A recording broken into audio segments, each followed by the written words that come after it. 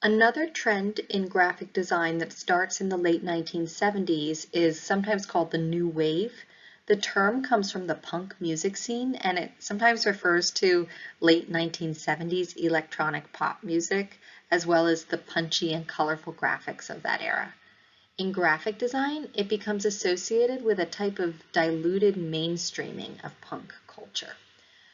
In this lecture, I'm also going to talk about the digital aesthetic, and this is similar to the machine aesthetic, except for now we're talking about a very positive attitude towards digital imaging in graphic design.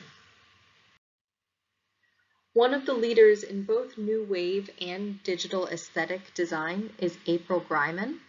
She studied with Wolfgang Weingart in Basel before returning to Philadelphia to the College of Art in 1971. That's the University of the Arts now. In 1976, she moves to Los Angeles and opens her own studio focusing on hybrid imagery.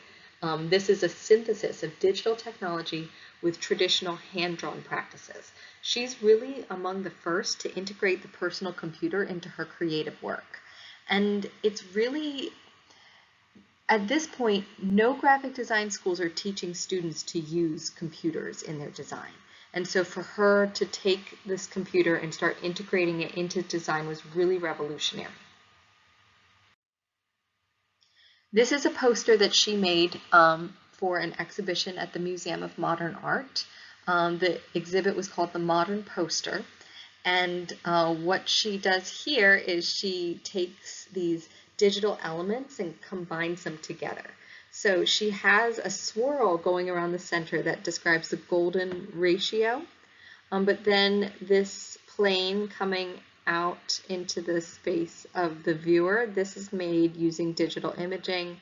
The grid on here is also made using digital imaging.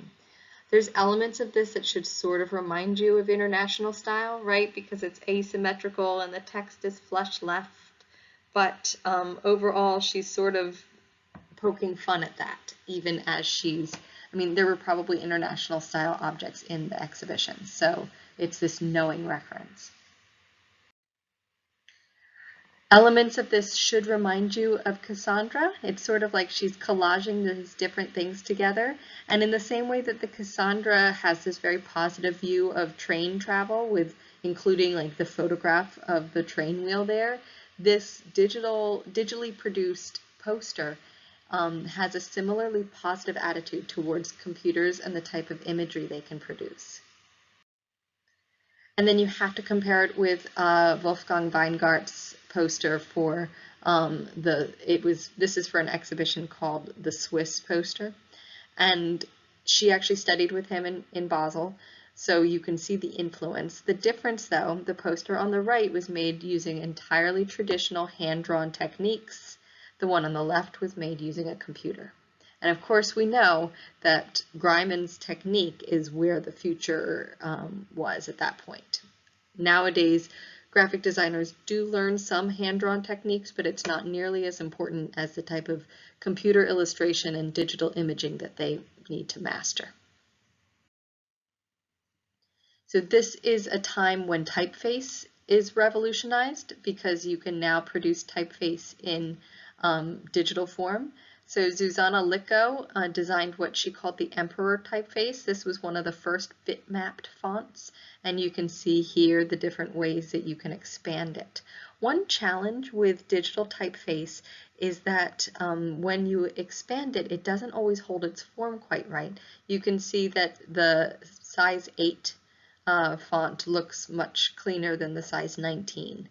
And so one thing that graphic designers bemoaned is that with the rise of home computers and word processing systems, design becomes not as good because you have these amateurs who will just blow up font to any size.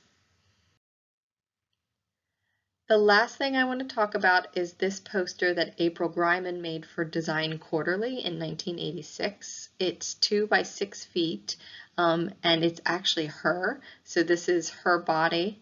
And then she kind of shows herself turning into a digital image. And across the entire poster, she has images of like some of the earliest graphic design. Like this is from Lusho Cave. It's the bird-headed man. and then sign language. She has dinosaurs.